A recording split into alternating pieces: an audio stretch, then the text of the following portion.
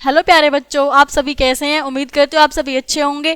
ठीक है, हमने अपना 10 चैप्टर तक कंप्लीट कर लिया है। जितनी भी मात्राएं थी, वर्णमाला थी, हमने सब पढ़ लिया। लेकिन आज 11 चैप्टर में हम क्या देखेंगे?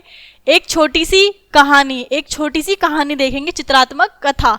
चींटी और गौरैया की कहानी देखेंगे आज हम अपने चैप्टर में।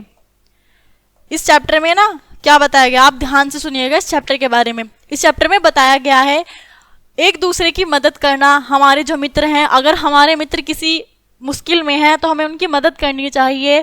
ठीक है, और किसी परिस्थिति में हम फंस चुके हैं तो उस परिस्थिति से हम कैसे निकले, तो अपनी बुद्धि से काम लेना चाहिए। इस चैप्टर में यह बताया गया है।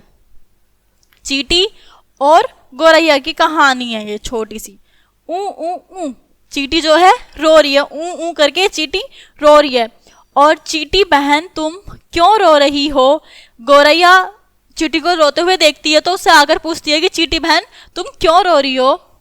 तो इस पर चींटी कहती है मैं अपने परिवार से बिछड़ गई हूँ।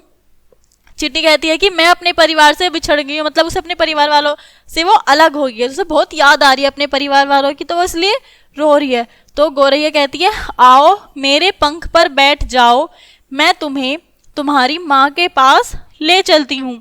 तो गौरैया क्या कहती है, तुम मेरे पीठ पर बैठ जाओ, मैं तुम्हारे परिवार माँ के पास छोड़ आऊंगी।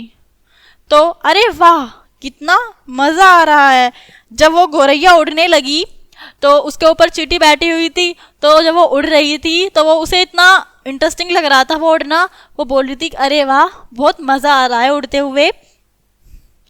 तब धन्यवाद गौरैया बहन। तब क्या कहती है गौरैया, क्या कहती है? धन्यवाद गौरैया बहन।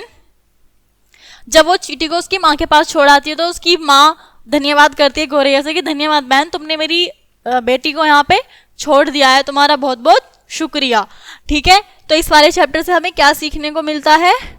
अगर कोई मुसीबत में हो तो हमें उसकी सहायता करनी चाहिए। ठीक है, आपसे कोई मुसीबत में दिखे, आपको लगता है कि आप उसकी मदद कर सकते हैं तो जरूर करिए। ठीक है, आज का ये चैप्टर हमारा यहीं खत्म होता है।